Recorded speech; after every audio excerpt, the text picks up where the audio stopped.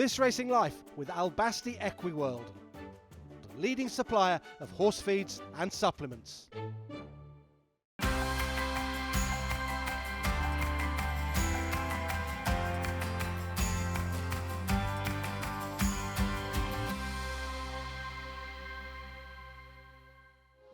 Hello everyone and welcome to the latest edition of This Racing Life. It's an Ayr Gold Cup special from a trainer who's won it 5 times, for a trainer who's been runner-up twice, a jockey who's looking to win it as an owner for the first time, maybe in the history of the race, and a trainer who's looking to win it with a stable debutant. We're back in Yorkshire, it's glorious whatever the weather, and I hear you're never too far away from a horse either.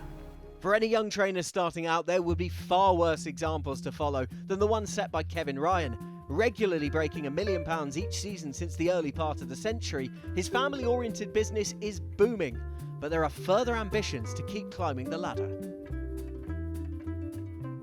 I always had an interest in neighbours of mine where the horses, they had a stud beside us, and Mrs. Harris really got me. She knew I had an interest in it and sort of pushed my father to get me a pony, and she used to sort of take me under her wing.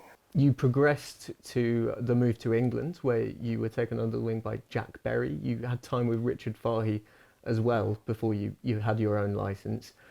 2 names that you would associate with sprinters, precocious kind of 2-year-olds. Were there lessons you learnt from there that you were able to implement immediately when it was your name with the licence? Ray and Richard have been friends for a long, long time. We rode together, and I sort of I fancied moving over to Yorkshire, went in the back of my mind at some stage to train, you know. And I thought this was a very good area to be in, centralised area, a lot of tracks in Yorkshire. Richard was sort of getting going then, and had a few years of Richard, and then just progressed to training from there. Thankfully it's gone well for me. Was there anything about being a trainer that specifically spoke to you? I didn't have much interest in the stud side of it, breeding side of it.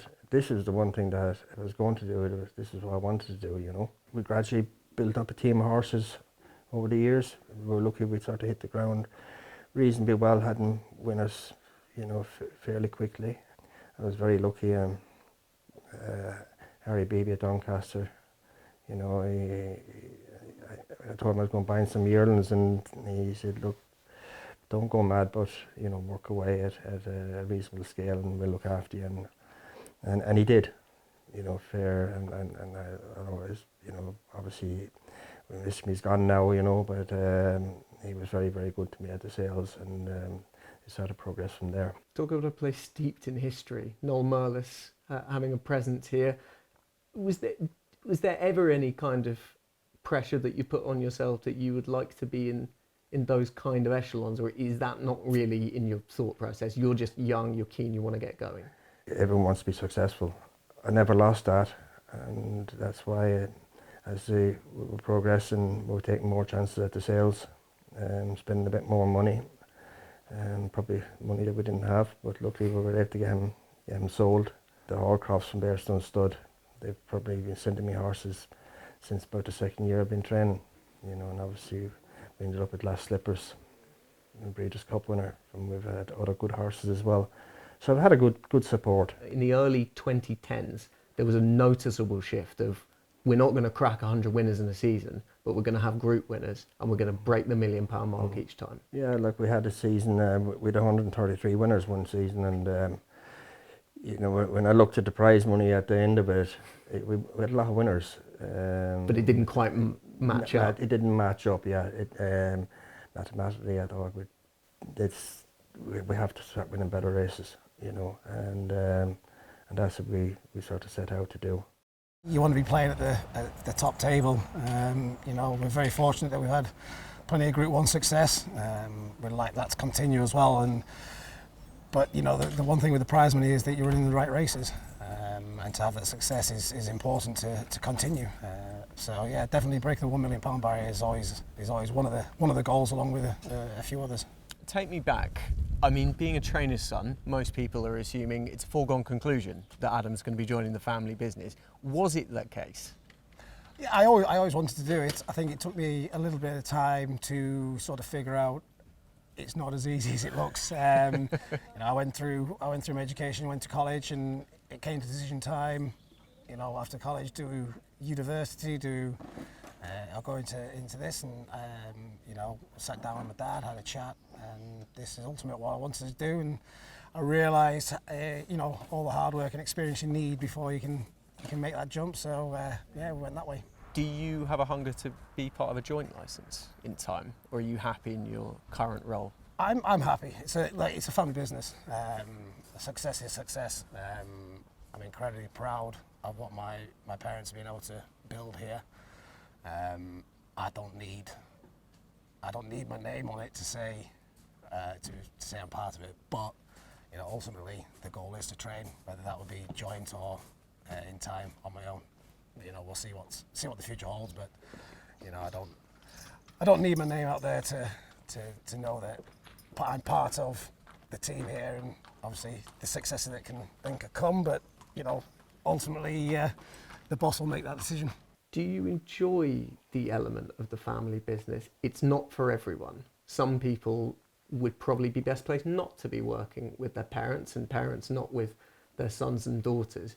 It just seems to click here. It can have its trying times, don't always see eye to eye, and sometimes Adam's not great at taking advice, but that's part and parcel, but that's families, Generally, overall, it works well. Were you the same at his age? Were you more of a sponge? I still am. Yeah? I still am. I'd be the noisiest person going into another trainer's yard. I'm very lucky. I was over in Ireland. Carole and myself, we went over to promote the Ballyhane race. Willie Mullins was having his Cheltenham day, and he invited us. Willie's trains beside it, and it was an absolute eye opener to go into Willie's and see him operate for the morning, and I'm going to make that to visit Ballydial at some stage, and I'm sure Aidan would allow that. I grew up very close to Ballydial, in the great Vincent O'Brien day, and obviously Coolmore, and with the great Aidan O'Brien there now, and so. But I'd probably annoy the hell out of him asking questions, But I do take things on board what other people say or do, or I think Adam will as well. He realize you have to. You're learning all the time. There's not a day goes by that you can't learn something. Look, I think my dad's still very ambitious, and there's goals he's going to tick off in that. I think a British Classic, and if we could get that 6th Ayr Gold Cup, I think that'd be a good one.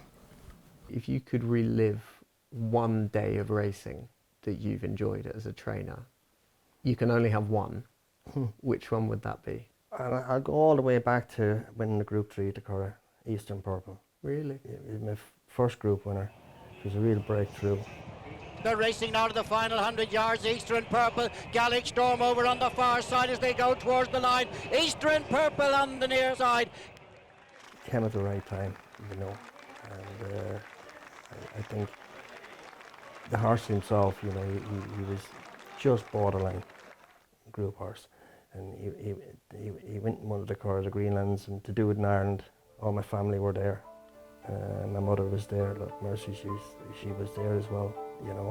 So that was a special day. Michael Dods has sent out 1,000 winners from Denton Hall since taking over the licence from his father in 1990. That's been alongside his wife Carole, who's presided over many highs and lows for the yard. Now twin girls Sophie and Chloe are in the fold in varying degrees, and no doubt are primed to take over the licence one day. But until then, there are lives to be lived, things to experience, and hopefully more big race winners under the old fur. Michael, you came into this season off the back of a brilliant one last year. You were 2 winners last season of your best ever total. That was in 2017. 60 winners, a stack of prize money. You must have been delighted. We had a great season, but probably came into this season with a lot of badly handicapped horses. And then with the firm ground, not being able to run them, for them to drop in the handicap. So it was tough, especially in the first few months of the season, but things have picked up a lot in the last sort of 2 months and really going well. But just go to pace where Reese's doing it on the bridle, and not too hard because obviously he's in on Sunday. There were some high moments of that spring. Dakota Gold winning a 17th race is remarkable. He's not been the easiest throughout his career. Your wife Carole telling me from a yearling you knew what you were going to get. Yeah. But the longevity is just remarkable. It is, because he wears his heart on his sleeve, you know, and he's pretty one-dimensional. He gets out when he goes. But he's been an incredible horse. He's been a great servant to the yards and to me and Connor Beasley, who's won a lot of races on him. So he's been a pleasure to have around. Comanche Falls was an orphan. Was he? So when he was born, his mother died. So he was the last of the family, and he's done, to think what he went through, and he's done well. He's not the only one as well. His brother Comanche Falls, 12 wins. Less heralded winners, say, like Langham, 8 wins, Arkansas 6, Zoffalo 6. Yeah. Why exactly are you able to have this longevity with horses that race season after season and are able to build up their portfolio? We're cautious. I mean, basically, if we've got a horse, say like Dakota Gold, we know what he needs. We know he can jar up on the fast ground, so he doesn't run on it. I'll always look at the track. I'll always look at the ground, and if I'm not happy, I'm happy not to run. And luckily, I've got owners that would think the same. That if conditions aren't what I'm happy at, then we wouldn't run. Perhaps naively, I assumed a Group 1 winning trainer who had his roots in farming would probably have put that to one side and maybe just kept both of his feet completely in the racing yard. You still run a farm alongside your racing yard? Oh yeah. No, I mean, we have a full-time man on the farm, and we have a couple of part-timers that help, and then contractors do certain jobs. But yeah, we organise all that and keep the ship going, and it works well because you need something aside from the race, and you don't want to be completely in racing. So it gives me something else to be happy to be involved in. Do they complement each other? Are there things that you can take from your experience in farming and implement them into racehorse training? Definitely, because I think being a farmer, we have cattle and sheep as well, so you're a stocksman as well, and I think that helps with horses because you're used to dealing with livestock, and so you probably have a different attitude to how you deal with them. Talk to me about how it feels to have made this into a family business. Your wife Carole was assisting you from the very beginning when you took over from your dad in 1990. But to have the twin girls, Chloe and Sophie, involved in the operation, it must mean a lot, not just as a trainer and a business owner, but as a husband and a father. Yeah. I mean, look, the early days we didn't know whether they would want to be involved, and then they got ponies and rode as amateurs. And as you already know, they both did their degrees. Sophie, she's an accountant, and Chloe, she was working for a medical company. And then after COVID, they both rode out here all the time, and then she's come into the business, and she's assisting now, and she's working hard and doing a good job, as Sophie rides out a lot every morning and then every weekend. And they're both heavily involved, and it's great that they're involved in it and they enjoy it, and hopefully they'll take it over when we finally step aside. It was always in the back of my mind that I would come back here. I just didn't want to finish college and then come straight working for my dad straight away. So it was always, I think I was always going to go to uni and then get a job after that and work for someone else first. And you did? Yeah, I did. Just a small matter of biomedical science. Yeah. And then you were doing something interesting after uni as well. Tell us about that. Yes, I worked for a pharmacovigilance company, and they worked for the bigger pharmaceutical companies, and the team I was in would look at side effects on drugs and report those, and product quality complaints and things like that, really. So it was interesting. It's very interesting, and I guess important to live a life outside of racing before you actually dedicate your time into it as well. I think because racing is such a big part of your life, like you don't really have much spare time apart from racing. So it's nice to have those couple of years just off doing something else first. What do you enjoy most about working in a yard like this? The horses, really. Like, I just love spending time with the horses, going to different race courses. You get everywhere really. I've been to Ireland and France and everywhere, so it's been really good. And I'm guessing with experience and prior knowledge of the yard that your responsibility levels keep going up and up as the months go on. Yeah, they do. Like, I'm involved in all the feeding now and help look at all the race planning, so slowly getting more and more involved. What's it like working with your dad? It's good. Like, we get on. Slightly different personalities, but I think we go well together, so it's fine.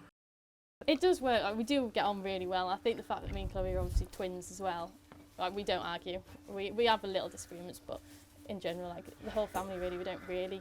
There'll be little disagreements obviously, but no, we do get on really well, so it just works. And we hear that you're in most days, but on Saturdays and bank holiday Mondays, you're really put to work. Yeah, I don't get my bank holidays. I can't come in and work, and then every Saturday morning I'm in. I come in every day through the summer really until the mornings get too dark. Always ride one lot, and then Saturday morning full time, and then bank holidays full time as well. So it keeps me busy. It keeps you busy, and I guess it keeps your eye in as well. If eventually you will be ending up here, it's not like you'll be going in cold. You know exactly how everything runs here. Yeah, it's true. I don't get involved in. I haven't been racing as much this year as what I would like with exams, but I try and go as on many Saturdays as I can, and then I do take holidays to go racing. So I try and get there as much as I can. You've already had success on the racecourse. You won the ladies amateur race at did, York, and you won your weight in Champagne. Yeah, that was probably one of the best days I've ever had. That was the one race when I started amateur riding that I said I wanted to win, and then once I did it, I was like, yeah, that was pretty special. That aside, what's been your favourite memory of this place, of things that your dad's achieved with a licence? Have you got a particular race day in mind or memory? I think it's got to be Mecca's Angel at winning the Nunthorpe. They're both. I don't know which day I preferred, the first year or the second year. I think maybe the first year, the second year it was more pressure. But both of those days, I don't think I could say which one was my favourite. Like, but just to see my dad win that, and then the owners, Mecca, like he's been great for the yard. To see them two have success was amazing. When Mecca's Angel won the Nunthorpe first time, that was a really good day. I think it was just like a big shock, really. Like, it was good to be involved in those races, but I didn't think we thought we'd like get there. But she really took us to another level, so that was a really good day. You'll be shocked to hear your sister said almost exactly the same thing. No, it was good for Mecca. Dave Metcalf, who owned her, he was over the moon with her. Which parent do you think you're more like? My mum, probably. Yeah. I would say. And Sophie's more like my dad. Then that works perfectly. I think it's very important not to push them.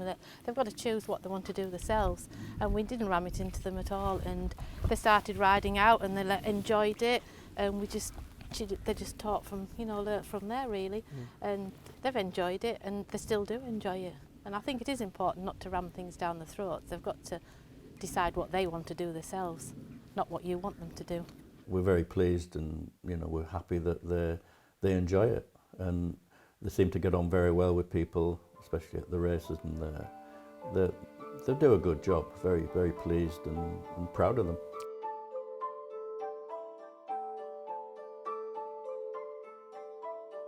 So what's on the wish list? What would you like to check off in the next 5 years, let's say? We've won 2 Nunthorpes and just beat that. We could have another top sprinter that could go in like that. I'd like to think that at some stage we've been close, being second at Royal Ascot, that we train a Royal Ascot winner. And I'd like to think that we train an Ayr Gold Cup winner. So it's all about winners. Now, unless you've been living under a rock, it's been dry this summer, and that won't play to every trainer's strength, especially a trainer like Ivan Furtado, who likely is knackered from doing a rain dance all the way through. It needed to go well for him his first season here at Eboracum Stables, this wonderful complex of training a thoroughbred, all the facilities a trainer could want. It's been slow starting, but the tide may well be turning with horses that are both new to him and new to the scene. So I grew up, my parents, they were cattle farmers, and in Brazil cattle farming is a bit like in America style when you chase them with horse and things like that. Okay. So I I pretty much rode a horse since the age of I can remember. My involvement in racing in Brazil was that my granddad used to own a few quarter horse as a racehorse, and I rode a bit of that early on, and then went to the uni, got a business degree. Wasn't enjoying what I was doing. Decided to come to England, went to London for, the plan was to stay a year just to learn some English and to live a bit of a young life. And from there I got into English racing, and that I realized how strong and how passionate people was about it. Got brave one day, rang Jim Ode for a job. Luckily enough, he decided to see me after ringing him a few times. He decided to see me, and he kindly gave me a job, and I started there, and I've been with Mr. Ode for about 7 years, I think, and it was a great experience. It was a really good starting point there. I'd imagine for almost anyone a great grounding as well, being with Jim. What was younger Ivan Furtado like when you turned up at his doorstep? Did you bright-eyed? Did you have big ideas about the world? I did. Like I was being very good. I had a very good work ethic. What comes down right with Jim, because he would, if you hadn't that, he wouldn't be there for long. But was just after a few years what I kind of put on my head. Oh, actually, I want to train a racehorse. I was going to be too big to be a jockey. So after a few years, I just thought I actually gonna try to train. What was at that time was just a dream. I mean, from a young boy from Brazil, what knew no much about racing, to come abroad and start to train was just a dream at the time. But thankful, like from Jim Ode, then I was with Vicky Haig for a bit, and then I went to Alan McCabe, being assistant to Alan McCabe for a bit. And my latest job before race was with Roger Chout, what was another great experience. There I had the opportunity to see the other side of it and go to the top. Luckily we had some top level horses when we were there, like Alcazin and Cityscape and all that sort of things. So I think that just gave the cherry on the cake to then have a go in training. Yeah? That must have only lit the fire further. You were riding work on Alcazin, you were seeing Cityscape win Dubai duty frees. These were big moments, surely, in the formation of your own dream of training. Oh, it was. I mean, we got like when I was there, I say we had Alcazin, Cityscape, Test to Bird, we had time tests, so that's just put the fire in your belly, and that's the dream. You say, one day I want to train, I want to have a horse like that, and I want to win a race like that. And I mean, Mr. Chout was great as well. I mean, he was a great person to work for. Harry was there as well when I finished there, and that was a great experience, a great ground. I think it was just the last step what I need to work with that top level horses before I have a go myself. Huh? You've moved around a fair bit in the last few years, and stability, it seems, for a racehorse trainer is paramount. It enables you to really get some momentum behind you. Is that what you're looking forward to most? Yeah, that's what I'm looking for, to have a stable place with landlords what are willing to grow with the place. And that's the case here. Obviously, we've been to Ayr Park, Mr. Fretwell place. What was a great place. We've done really well from there. We trained group race from there. The place just ended up becoming too big for us on the end, and then we went back to Iceland to shrunk the number of horses. It's still being a good yard for me. That's where I started, being a good yard. But then when this opportunity come along, these opportunities that don't come along very often. There was I mean, when Steve first approached me, and we have a few talks just to make sure it was the right thing for both of us, and I was really keen to jump on this boat and try to make it go forward. Huh? What was your gut feeling immediately when Steve approached you? Did you have any reservations, or was it no, full steam ahead? I want to be there. Oh, I was very keen for a start, but we've been very realistic. Let's have a few talks, and and make sure it's the right thing for both of us, because at that stage I was just moved back to Iceland just for a year, so I think another move, but for the right reason you don't mind to do. think a lot of people, definitely the people that follow all-weather racing, would have been well aware of exactly who you are and what you were setting out to achieve. But a new audience was exposed to you when Just Beautiful came on the scene. She won her first 3, and then she was taking on proper fillies. Oh yeah, she was a fantastic horse. I mean, she kind of put us on the map like a not just an awarded trainer. She was fantastic. She won his first 3. She went to win a listed race. She won the Group 3 at Doncaster, and on the top of it, she was sold to Michael Dods for quite a bit of money at times. So, and she just cost £8,000 when we first spoke her. So she was fantastic. She opened us a lot of new doors and showed the racing community that we could train a good horse as well. And unfortunately, they don't come along very often, horse like that. But I'm sure we're going to get one sooner or later. We might have another one in Alfa Kellenic. There's nothing to suggest that she shouldn't be better on what we've seen from last season, and she was very good for Craig Lidster. She was great. She done a fantastic season last year, and she come back to us not long ago, and she looks fantastic. Obviously looking forward to run her next week on the Ayr Gold Cup. For her, she doesn't want the ground too soft, so we're just hoping that the rain doesn't materialize. I mean, the forecast is not great at her at the moment, but now she looks better than ever. According with Paul Hanagan is very much involved with her. He knew her from before, and Paul says she's looking better than ever now. So say she had a fantastic season last year, and if she just pick from where she started, I'm sure we'll be going there with a very live chance. Alfa Kellenic down the centre of the track. She's taken over in her bid for a 6th win in a row, and she's booted away by 2 lengths to Bergerac, is in second. Bergerac is beginning to close on Alfa Kellenic, but Alfa Kellenic is sticking on well. A round late on the scene. What a fab filly! Alfa Kellenic wins the Silver Cup. Exceptional, and it was really just what the Good Racing Company needed. You know, a nice horse to really get the syndicates going along and get your name out there. So it was just you know, I was blessed to have many good days in racing, but you know, for her to win, you know, 6 on the bounce, you very rarely see it these days. So you know, for her to do that was exceptional. Now, some people don't like to blow their own trumpet. That was in a big part down to you. You were placing her through her rise up the handicap. That's got to give you an enormous amount of pleasure that time after time she would deliver for you, but you were putting her in the right spots.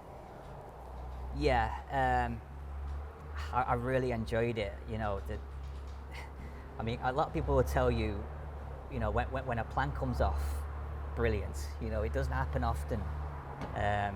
So I was really proud, you know, that it all worked out. How big numbers-wise is the Good Racing Company currently, and how big ideally would you like to be, say, in a year's time?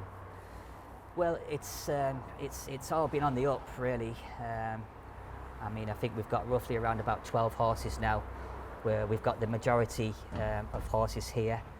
I just think it's just probably, look, I've been lucky enough to be in the best establishments in the country with trainers wise, but Eboracum Stables, for me, I've never quite seen anything like this. The facilities here are absolutely A1 for horses and owners. Steve and Wendy Burdett, the owners of Eboracum, probably the nicest people you could ever meet, and obviously they own the stables and have put so much into the yard. So for us, the Good Racing Company, to bring owners here, you know, watching the horses on the balcony, on the gallops, it is just a phenomenal place. And I'm so chuffed, Ivan Furtado.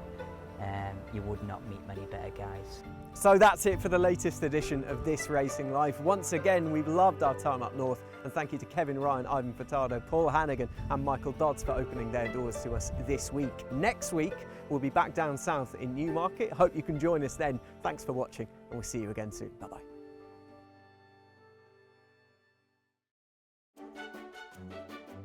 This Racing Life with Albasti Equiworld, the leading supplier of horse feeds and supplements.